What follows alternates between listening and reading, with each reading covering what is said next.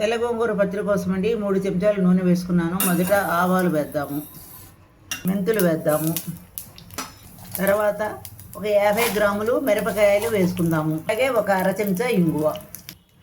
పోపు వేగింది, ఒక ప్లేట్లో తీసుకుని చల్లారబెట్టుకుందాము.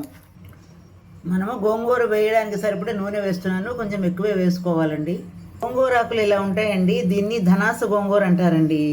ఇది పచ్చడికి అండి చాలా రుచిగా ఉంటుందండి. ఇది వేగిందండి, ఒక 5-6 పచ్చిమిరపకాయ ముక్కలు చేసి వేసుకుందాము. అలాగే పెద్ద నిమ్మకాయ అంత చింతపండు ఇలా రెమ్మలా చేసి వేసుకుందామండి. గోంగూర వేగిందండి, ఇది కూడా ఒక ప్లేట్లోకి తీసుకుందాము.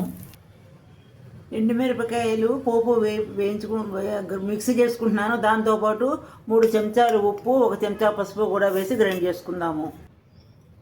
వేయించిన గోంగూర కొంచెం నువ్వుల పొడి వేసాను, మిక్సీ చేసేసుకుందాము.